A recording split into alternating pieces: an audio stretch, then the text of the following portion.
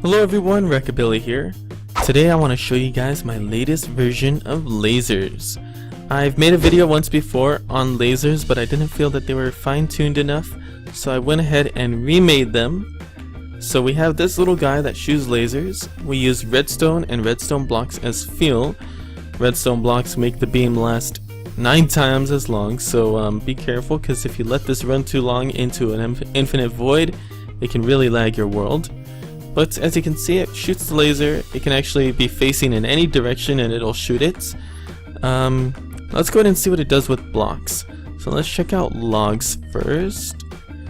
So first thing we need to do is summon the guy in. There we go.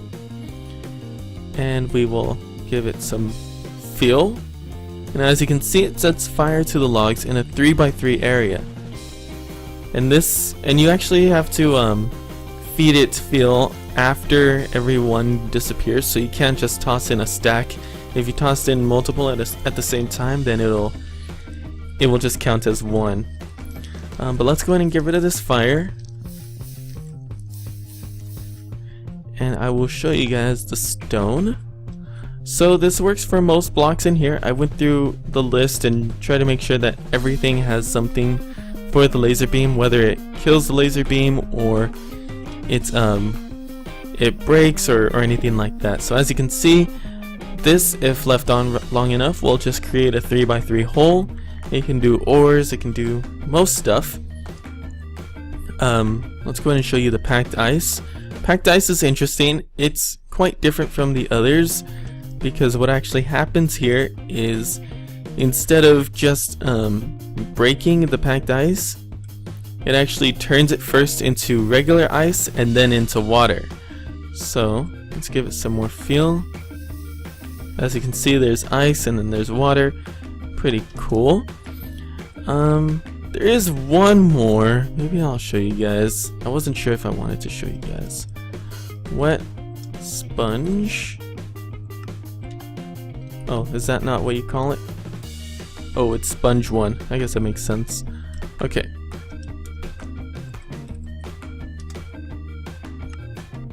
Okay, so this one does not actually break the block, but instead it dries out the wet sponge. So if you had a laser that kind of runs by, so if your laser is shooting this way, I guess we can make one that shoots that way. So let's put our laser right here. So if we shoot the laser, it will actually dry out the sides of, or it will actually dry out all of the wet sponge that are against it. Since it doesn't actually break the sponge or break the wet sponge, you can't shoot it directly into it, otherwise it will just do that one little strip. But yeah, that's a cool little feature that I decided to throw in there. Let's go ahead and check out what else it does. So we have some banners here, and much like the first version, you can actually redirect the beam with banners. And you can actually do this in any direction. I did not make it realistic to where the laser has to be hitting the right side of the banner in order to go a certain direction. If the banner is there, it will go into whatever direction the banner is facing. Pretty cool. Then we also have its ability to be detected by redstone. So if we have a dispenser that the laser is facing into, it can be facing into any direction as long as it's hitting the dispenser. So for instance, it cannot be running against it like this. It has to actually go into it. It can be detected and can power redstone. Let's go ahead and check that out. Pretty cool. So in the dispenser, we have nothing here, and if you put anything there, it's gonna get lost as soon as you power this. So if we shoot it, we can't actually access it until the dispenser is empty again. What's in it is just blank enchanted books, so there's no real need to have them, but if you ever really wanted to, I guess you can put a hopper underneath and you can collect it. But yeah, they don't really do anything, that's why I put them in there. So yeah, powers redstone, pretty cool. You can do this in any direction. Lastly, we have a zombie here. And let's go ahead and summon in our armor stand. If we shoot the zombie, you can see it actually sets the zombie on fire. And it also instant damages all entities except for items. Items are basically invulnerable while they are in the laser. The reason is so that when we do the mining, we don't destroy all of the items we are picking up. Let's shoot this guy again.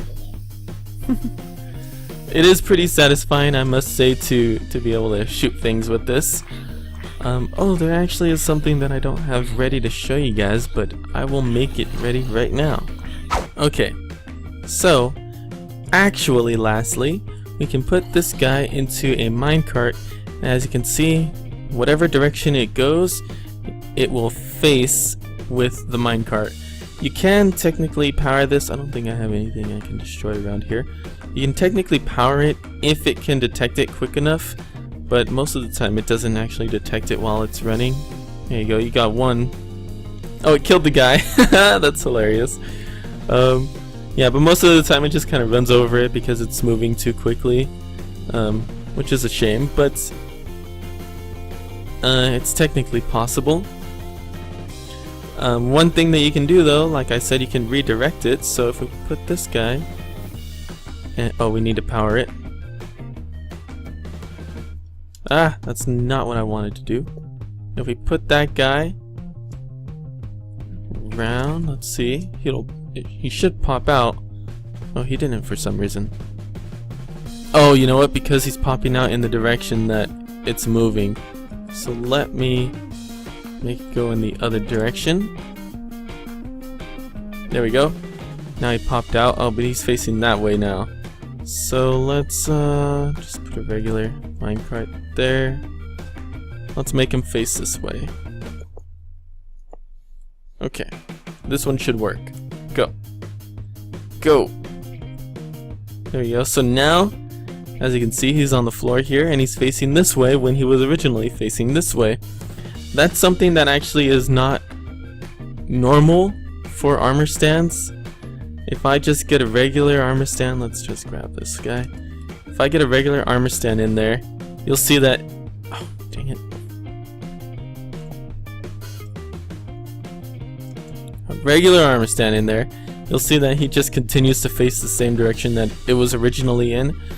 But I made it so that the lasers actually rotate with the minecart, which is pretty cool. And of course you can still power this guy. No problems there.